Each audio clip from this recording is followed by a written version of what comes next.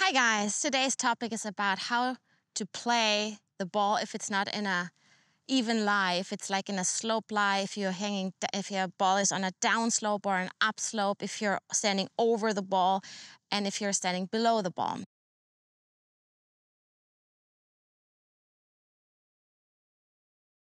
So now we're here, we're starting with the toughest shot actually, with the one once the ball is on a downhill slope. So there is one rule you always have to remember. You have to get adjusted to nature. The nature won't adjust to you. So what I mean by saying this is if you have a slope and, certainly the front foot will have more weight on it. Your shoulders should be the same angle as the slope as well. So this is number one rule if you want to succeed in hitting downhill. It's a tough shot because there you have to have a clear picture how you want to attack the ball. You really want to attack the ball along the slope downhill. I explained that to you when I explained how to attack the ball correctly. You really want to hit down along the slope. So I'm just gonna demonstrate that to you. So now I would say I would have about 80%. It's a very severe slope here. I have 80% weight on my front foot. My shoulder is tilting down too. And all I have in my mind, I wanna hit down that slope.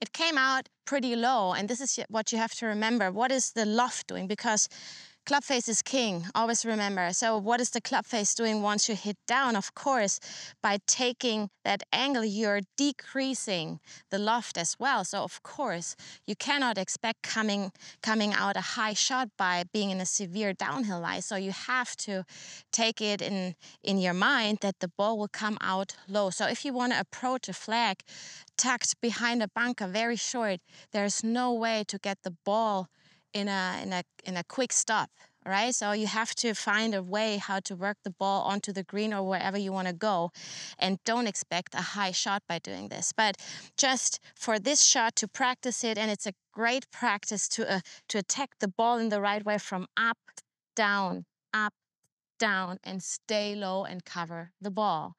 Next one, we're gonna go and hit up the slope. So now we're on an upslope, and the upslope is most golfers' friend actually. I can see that a lot of golfers are not struggling as much hitting up the slope than down the slope. Why is that? Because you can hang back a little bit. Your angle of attack can be a little bit more shallow. What most golfers' angle of attack is, right? Too shallow and too little in the minus down onto the ball. So what do you need to do here? I mean, first of all, now you can actually expect a higher ball flight. So if you have a measurement, let's say for your 9 iron, you have to remember the ball will travel much higher now and won't fly as far. So you might want to consider taking a longer club, okay?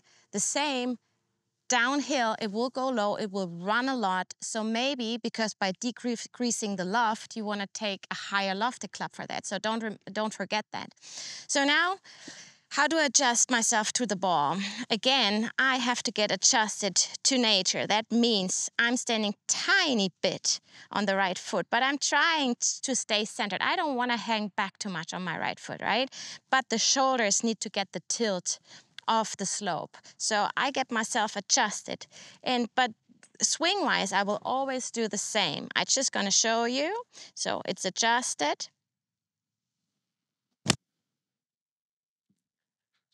And I mean, I don't know if you can see that properly, but the finish is going much higher because you're swinging up the slope. And of course, now you're having a much higher finish than if you would have it if you hit down a slope.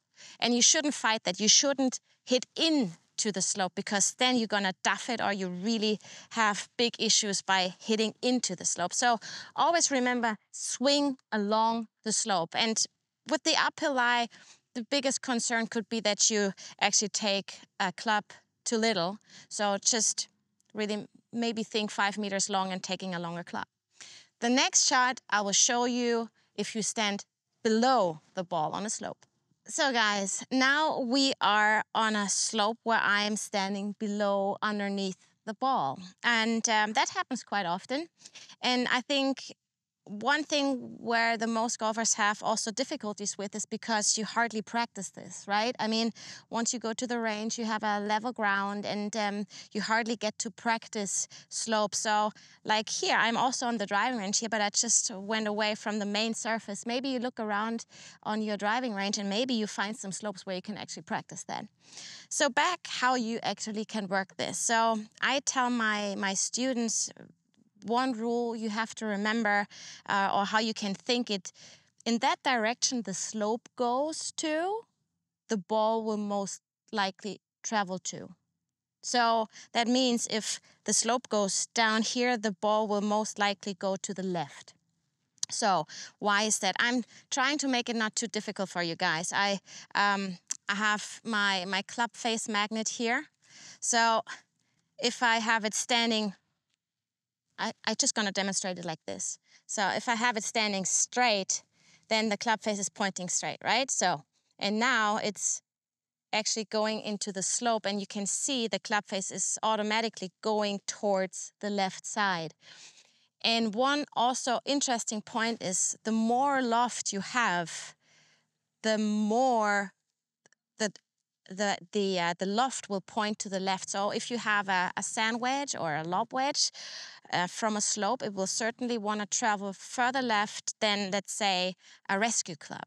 Okay, so you can see, I mean, I'm just gonna do it like this, and you see how dramatic that arrow is pointing to the left side all of a sudden.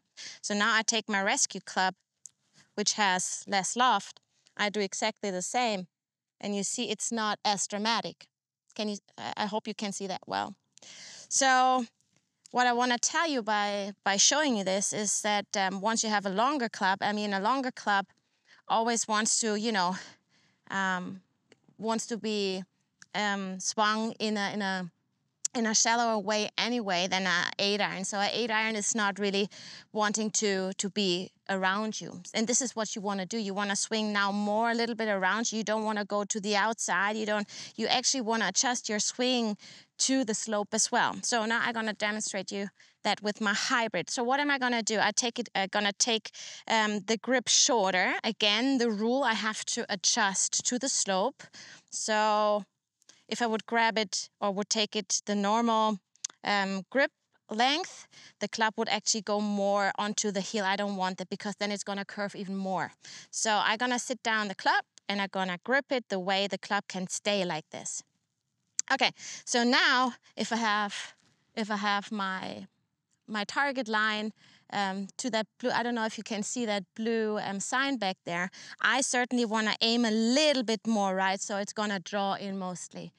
By the way, it's a good drill too if you're a super slicer, if you're coming way from the outside, stand on a slope and stand below the ball and really just try to swing around that slope. It will certainly help you to get that over the top aside. I promise you that. So, but that's a different subject. Now I'm just gonna demonstrate you. Grip it shorter, expect a little draw, ball position. Yeah, I think it's about the same. Maybe you want to tuck it a little bit more into your stance so it's not drawing or hooking as much. But the rest is, I want to adjust my swing to the slope. And for me, it feels rounder. Normally, I feel like I really want to get my shoulder down, but here I want to turn more around me so I'm not getting too steep for that slope. All right, guys, now we are again on a downhill slope, but we're standing over the ball. The ball has a pretty good lie, but I'm higher. My feet are higher than the ball. So as I told you before with the slope lie when I was underneath the ball, remember the basic rule, the ball will most likely travel to that direction where the slope is pointing to. So now, of course, the slope is going down to the right for me. So I can count on a little fade and a little, no, it doesn't necessarily need to be a slice, but it will certainly not draw, okay? So, I mean, we can take the explanation again. Here you saw like this, it's going to the left, and now we're a little bit over the ball, so the club face at impact can actually point a little bit more to the right. This is the explanation, okay? Without getting more into detail to get it explained. So now I'm just gonna take my iron. I demonstrated that before with my rescue. So what am I gonna do? I mean, for me, what I always do when I'm in an upslope, I really try to keep my body angle remain all the way through the ball. I don't wanna go up. I don't wanna do anything in changing my body angle. I don't wanna do that anyway, but this is hard to do, right? But I really wanna stay down on it. So I'm gonna count on a little fade. So I'm gonna aim a little bit on the left side. I might wanna bend down a little bit more, but I don't wanna do anything different in my swing. I just wanna get myself adjusted to the slope and the rest will follow. So I wanna stay down.